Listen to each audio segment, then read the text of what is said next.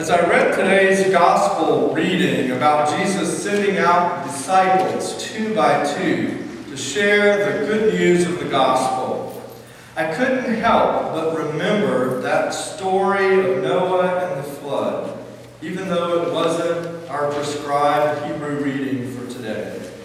I couldn't help but remember that gathering in of the animals of earth 2 by 2 to be spared from the storyteller's perceived understanding of the wrath of God. One story seems to be narrowing life in response to human evil. The other, an expansion of relationship in response to the embrace of the good news that needed to be shared. In the Genesis story, God is angry at the depth and the pervasiveness of evil on the earth and all that God observes in the human race.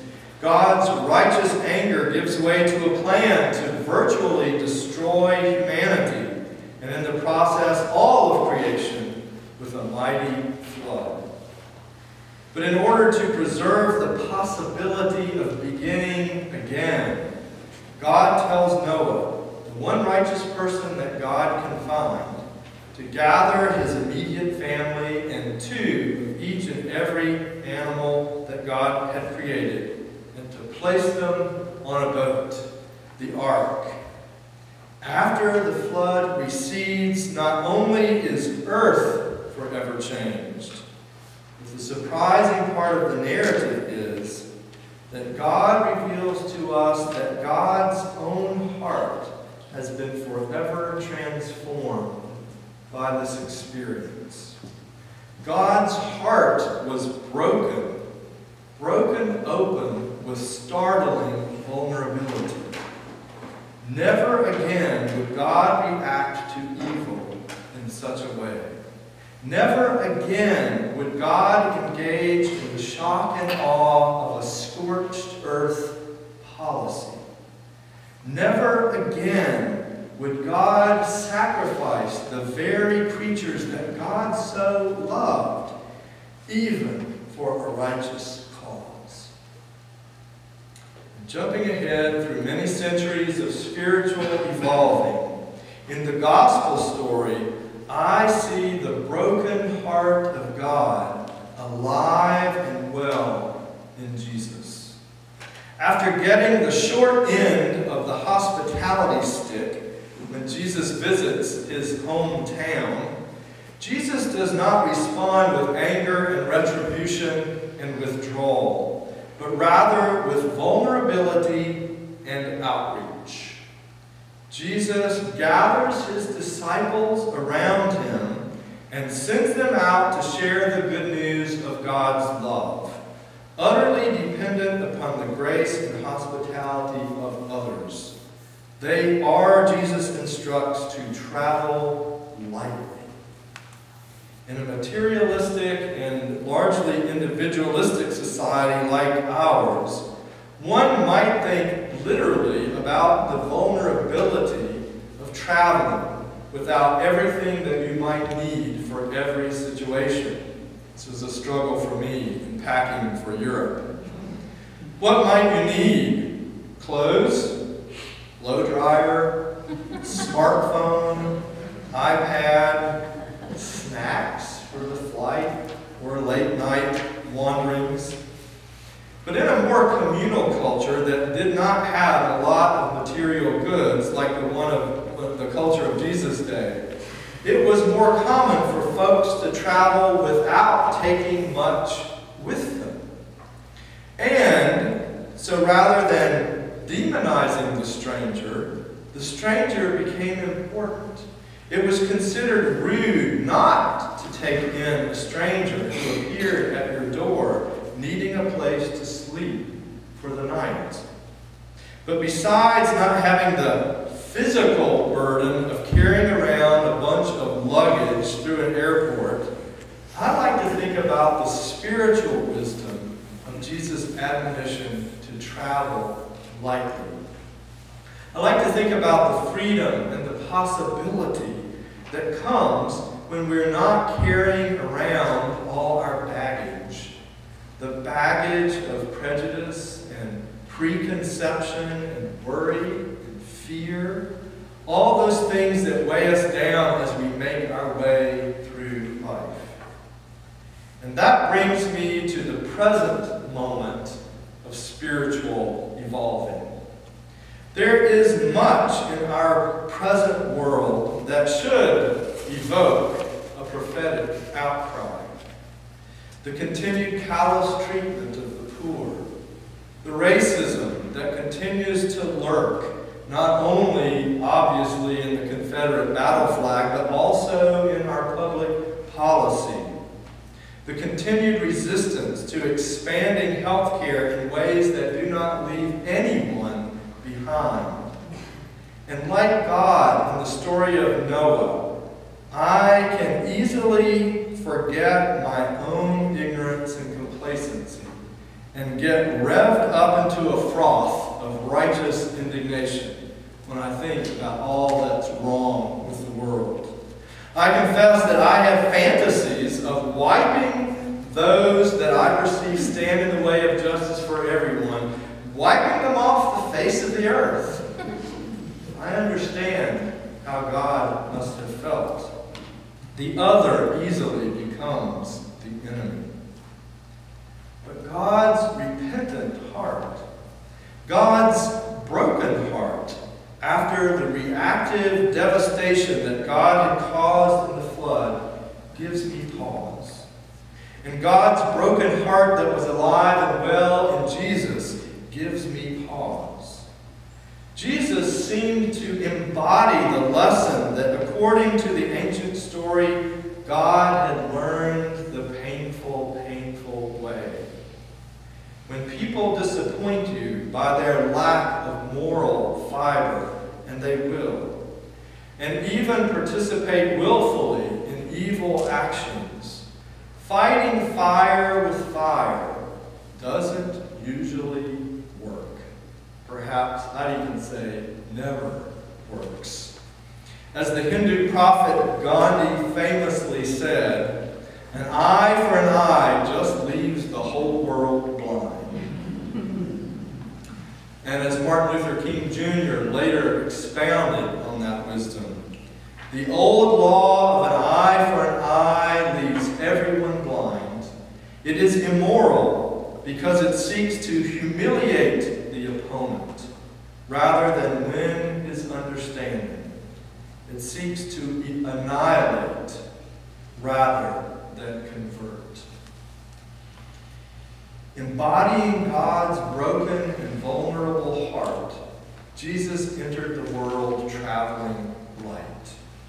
And Jesus taught his own disciples to reach out beyond the comfort and safety of those just like them in their travels, and even to live with those different from them, because he perceived there was good news that needed to be shared with each and every person they met.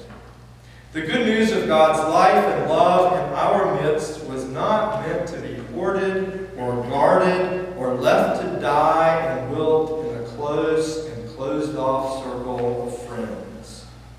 But neither was Jesus naive to the risks. Good news of a new order for the world will not always be greeted as good news, particularly by those who profit from the world staying just as it is. Those who are blinded by their own advantage, including ourselves. We often push back on the call to justice for all, even sometimes with violence.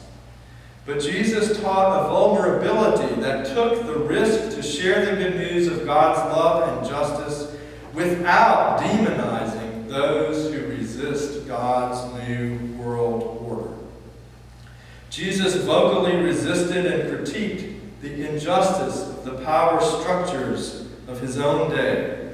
He had a way of provoking the religious and governmental authorities to look at life differently by living among those who were most disadvantaged, giving them legitimacy and hope. And And Jesus did this without the self-righteous anger of an eye for an eye. Instead, Jesus did this with what Mark's gospel calls, I love Peterson's translation, what Mark's gospel calls a joyful urgency. A joyful urgency. Jesus engaged in this kind of prophetic ministry of joyful urgency at the cost of his own physical life.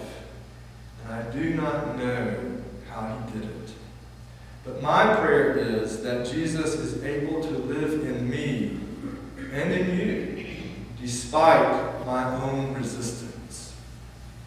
I believe that the prophetic ministry of Jesus is required of those of us who are church together. If the gospel is truly good news, then it is good news for us all and for all of us, body, mind, and soul.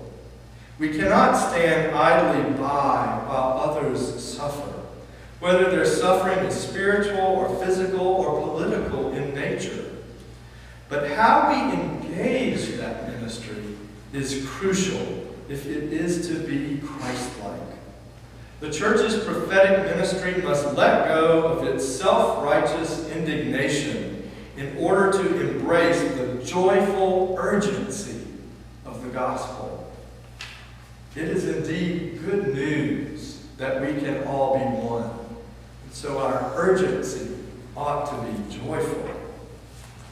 I will be a part of the human gathering called Moral Monday tomorrow afternoon in Winston-Salem. I'll be there because I believe that injustices have been committed in making voting more difficult and more burdensome for the most politically and economically and socially vulnerable in our state. But I confess to you that it is easy for me to cover myself in self-righteous indignation as I go. It is easy for me to pack a heavy bag and sling the baggage of my own arrogance and prejudice over my shoulder, ready to knock someone else out with it at the first chance that I get, making enemies of other human beings. My prayer is that I will be given the grace to let go of that heavy, heavy burden so that I can pick up the joyful urgency of Jesus to share good news with all the world. Because that is truly how the world is transformed. Friday morning, as I paused from sermon reflection and joyfully and tearfully watched on television as the so-called Confederate battle flag was lowered from its former place on the South Carolina Capitol grounds, I heard the story of how one South Carolina legislator had changed his understanding and his vote of that in that moment on this matter. After he had observed, he had this transformation, after he had observed the response of the families of the Emmanuel 9 after their loved ones were brutally murdered in their own church. The commentator asked if that event had changed him. And the legislator said, no. The crime broke my heart, he said. But the love and the forgiveness of the families changed my heart. Love and forgiveness of the families changed my heart. I believe these amazing families were living out the prophetic ministry of Jesus in the response to their loved one's tragic death, perhaps without even intending to do so. I don't believe they were forgiving racism. Prophetic ministry is not about easily excusing injustice. But they were, it seems to me, forgiving the individual who committed the crime, perhaps as a way of reminding us that we are all guilty and complicit in some way of helping to create and sustain a culture of race-based hatred in our nation 100+ years after the Civil War. And in the midst of the depth of their individual pain, this legislator, I think, and I too, felt called to a joyful urgency. A joyful urgency. The joyful urgency of creating a world in which every single human being is given the sacred dignity that belongs to them by virtue of their birth. Creating that world, my friends, is at the core of the good news of the gospel, and it is at the heart of the prophetic ministry that we in the church have been given. We together are called to live with joyful urgency as we share this good news together. Thanks be to God.